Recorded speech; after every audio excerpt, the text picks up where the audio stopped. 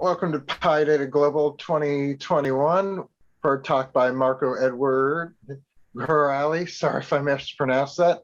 A senior data scientist at Gousto, Univ of Oxford, pandas maintainer, author of nbQA. And since this is his time, I'll pass the mic over to him. Hello, everybody.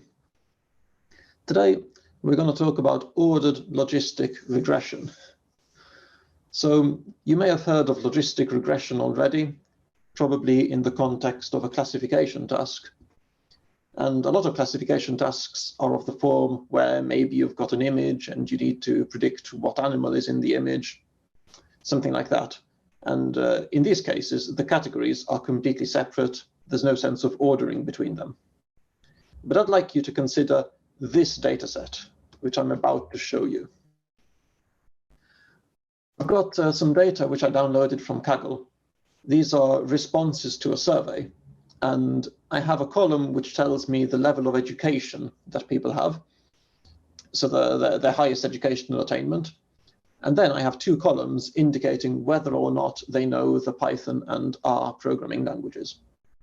So I'm going to try to predict their education level based on which programming language they know, just because I thought it would be fun.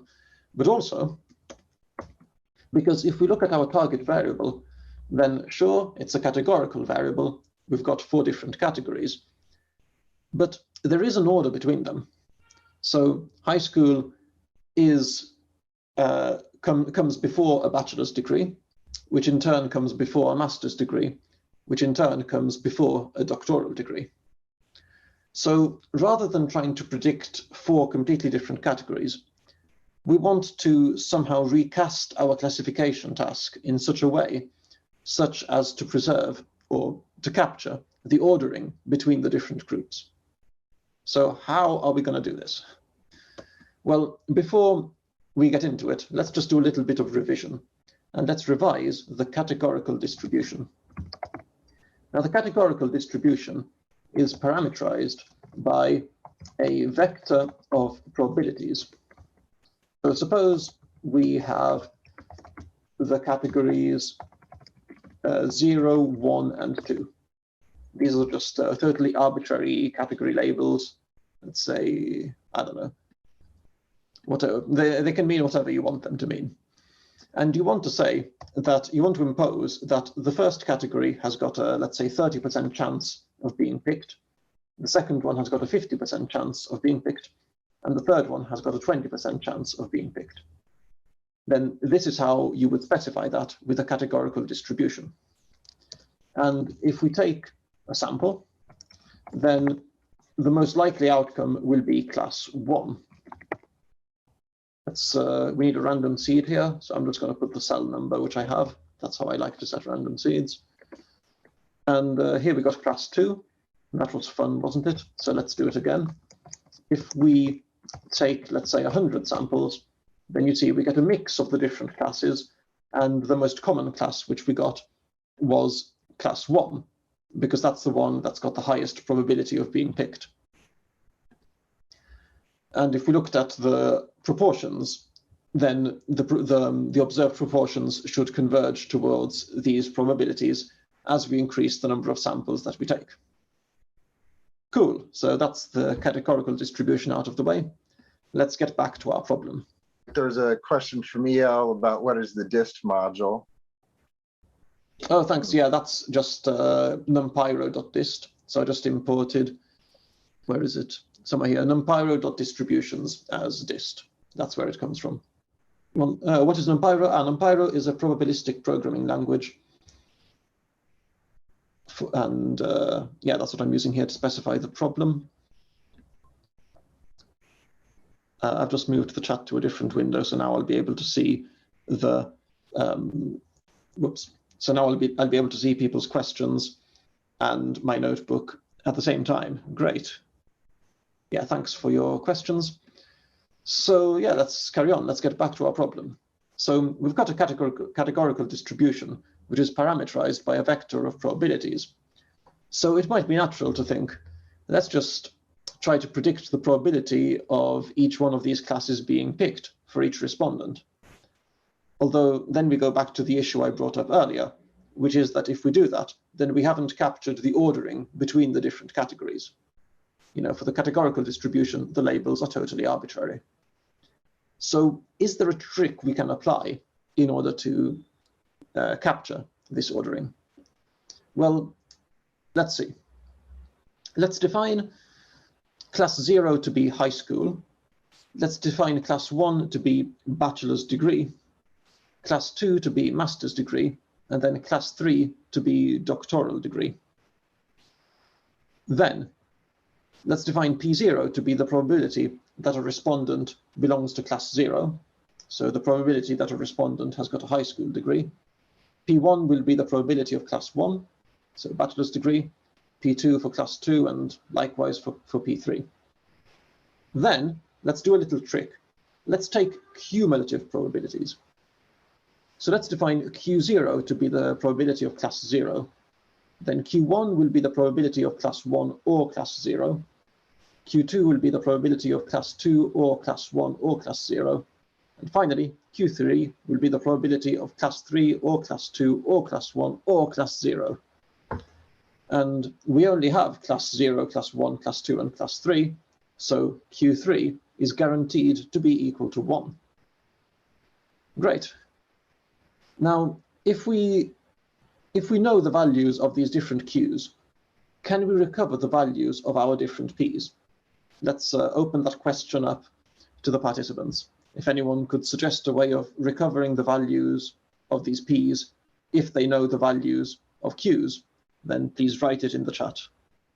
How different would it be to use NumPy random methods or even create a mappable function and then fetch the labels randomly? Yeah, that's a nice question. Perhaps I'll get to that one at the end. So yeah, we can do subtractions. Nice one. So indeed, we can find P1 by doing Q1 minus Q0. Then P0 will be Q0 minus 0, which is just Q0, etc. And P3 will be Q3 minus Q2. And I went ahead and straight away substituted Q3 equals 1. I also left padded the 0 because this shows us that if we have our vector of Qs and we left pad it with a 0 and right pad it with a 1, then if we just call numpy.diff, then we will get back the vector of Ps. Now, we said earlier that Q3 is guaranteed to be equal to 1. So we don't actually need to bother predicting it.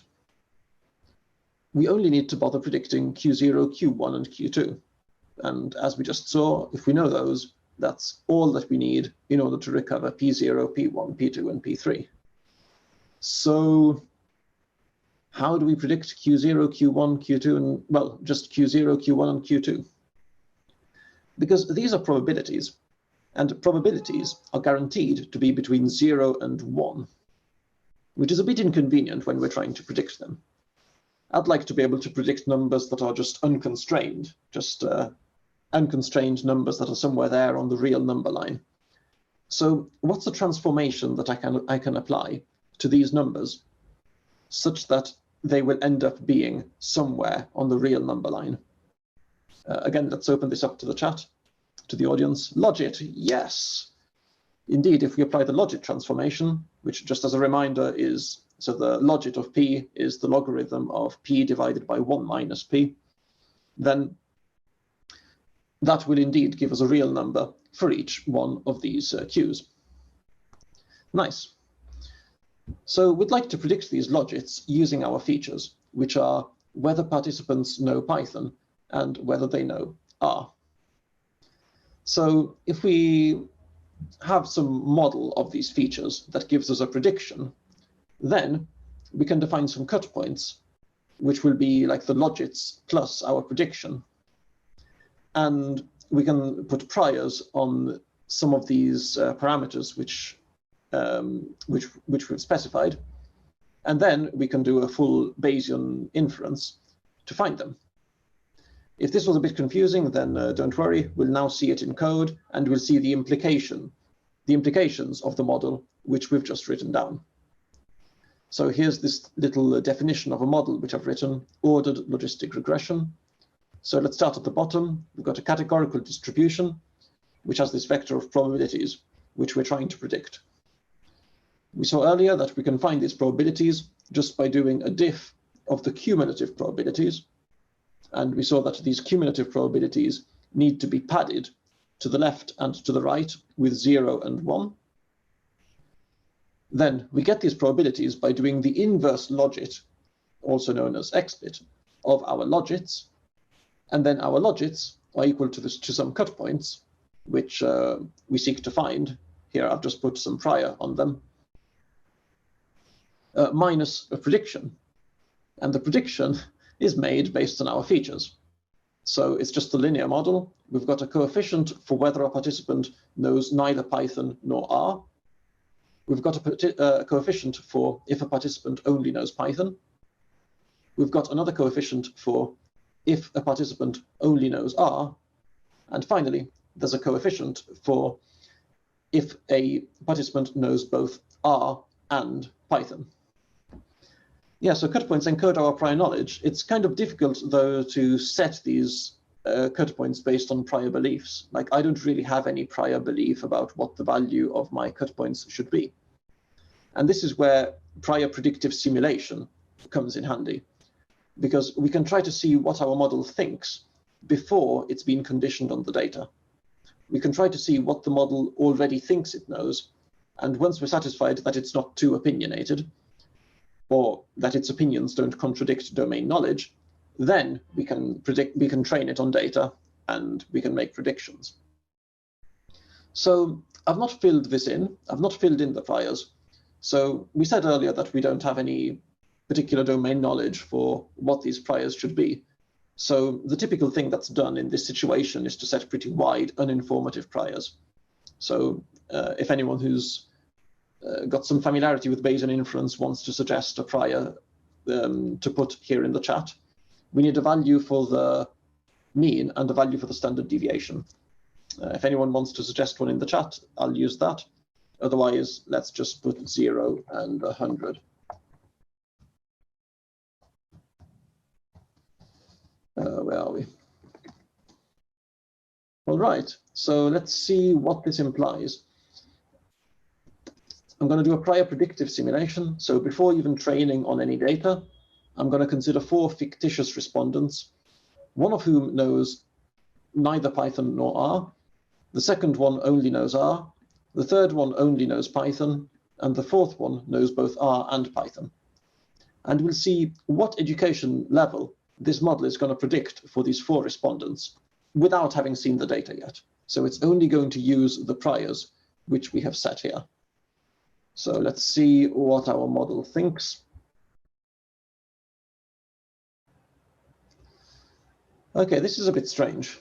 So for each participant, the model is extremely confident that for each level of education, the probability of the respondent having that level of education is either very close to 0 or very close to 1.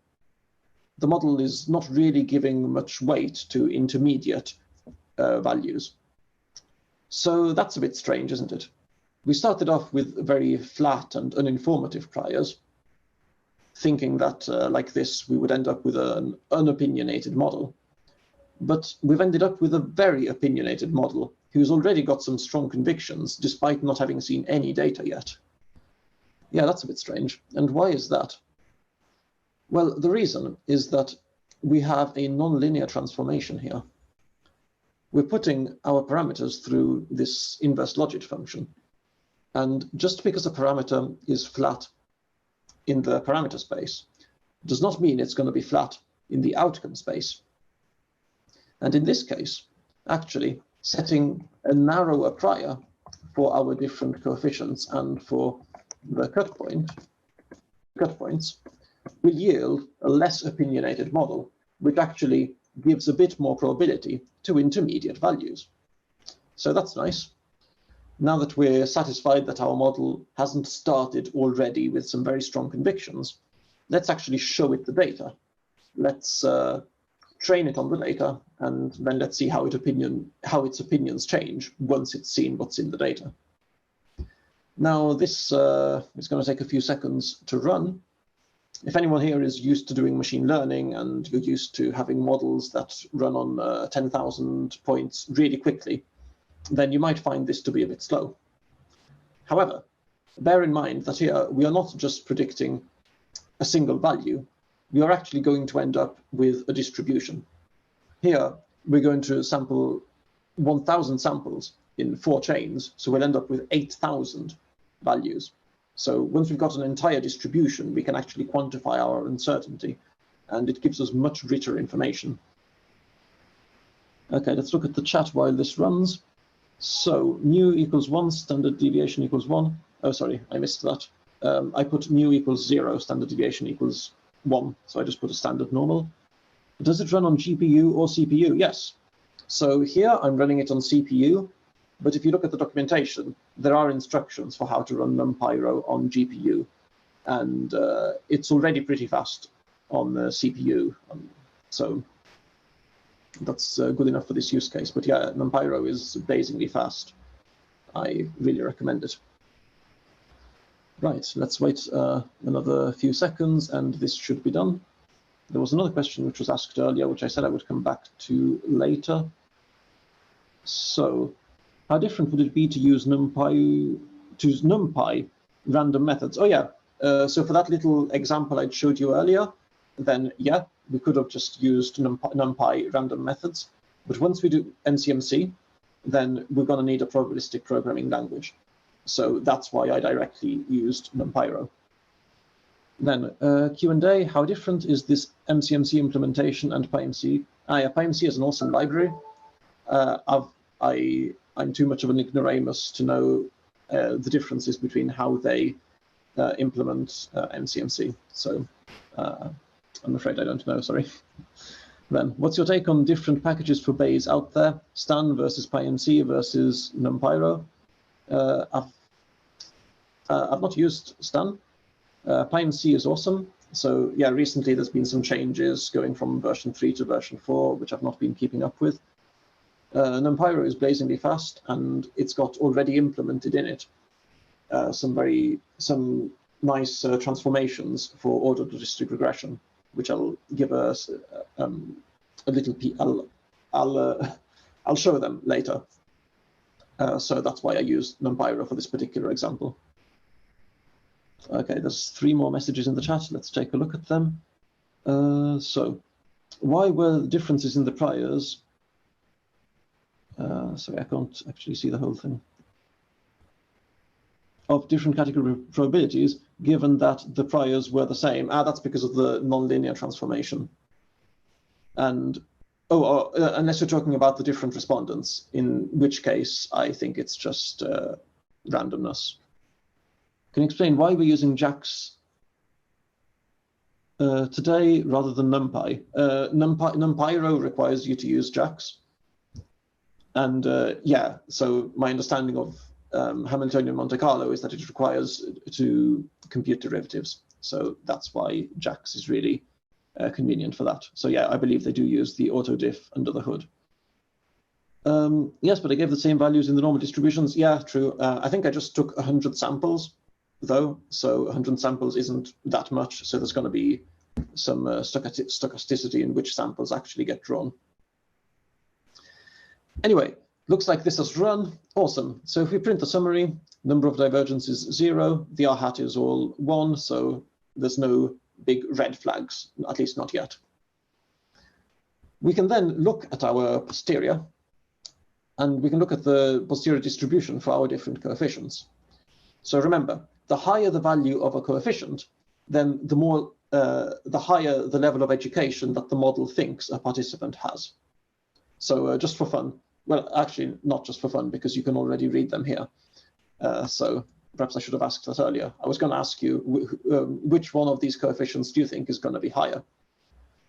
And you can see, so for each coefficient, the mean is above 0, but there's lots of uncertainty. There's lots of mass on both sides of 0, and having a posterior distribution allows us to really appreciate this. The only one of these coefficients which is reliably above 0 is coefficient R. So yeah, if someone knows R, then this model thinks it's more likely that they have a higher level of education, especially compared to if they just know Python. I thought it would be funny to bring that up at a Python conference. I don't actually know R myself, by the way. Anyway, it's important to not interpret this causally. There's been a lot of talk of causal inference at this conference. So it's not like knowing R causes people to have a higher level of education. If you wanted to improve the level of education in a population, then teaching everybody R would probably not be a very effective intervention. However, if you've got some random programmer who knows R and you have to guess their education level, then well, let's see what you should probably guess. We can repeat these plots that we made earlier, but we can make them for the posterior distribution. So once the model has already been trained on the data, let's see how its opinion changes of these 4 participants. And yeah, look at that. So for R, it's the only one for which it puts the probability of someone having a doctoral degree well above 0.2. So, and it's the only one for which the probability of a bachelor's degree is this low. So in conclusion, what have we learned today? We've learned that when your outcome has ordered categories, such as survey response or education level, and probably some other examples which you can write about in the chat, then a good way to capture the ordering between the categories is ordered logistic regression. We saw how to implement this in NumPyro, and for anyone seeing this for the first time, this probably looks really complicated. However, you don't actually need to do this in practice each time. So there's a nice convenience function here in NumPyro called Ordered Logistic. You just need to pass it predictor and cut points, and it'll abstract a lot of the complexity that you see here for you. The prior that I put here for cut points is also not the best one that you can do, but they have a transformation for that. Let's see if I can find it. I think it's ordered, simplex to ordered transform. So I mentioned earlier, why use NumPyro for this example? Well, the fact that it's got this already implemented for us is a really good reason. And yeah, so if you're actually doing this in practice, just use their convenience classes. Don't actually go re-implementing this from scratch each time. I'll just finish the conclusion, then I'll get to the questions in the chat. So resources, if you're interested in learning more about Bayesian stats. So the book Statistical Rethinking, borderline life-changing book, really good introduction to the topic. Then Michael Betancourt's case studies, and if you support him on Patreon, his podcast, all really good. He's got a case study specifically on ordered regression. Another podcast, which I always listen to, don't miss a single episode of, is called Learning Bayesian Statistics by Alex Andorra. And finally, someone mentioned PyMC earlier. The PyMC examples repository on GitHub has excellent tutorials and examples of Bayesian inference, so that's a great way to learn. And finally, if you're interested in working on some really interesting data science problems and you're based in the UK, then please either speak to me here at the conference about joining Gousto, or apply directly at gousto.co.uk/jobs. Right, now let's get to the questions in the 2-3 minutes that we have remaining. So what these plots show, could you please explain them a bit more? Sure, I presume you mean these plots here. Yeah, I'm assuming it's these. Oh, sorry, I've lost the chat. Here it is.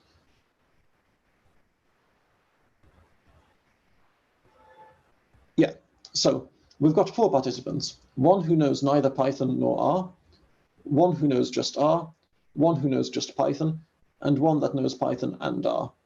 So what we're visualizing here is what predictions would our model make for these different participants, and what predictions would it make for the different education levels.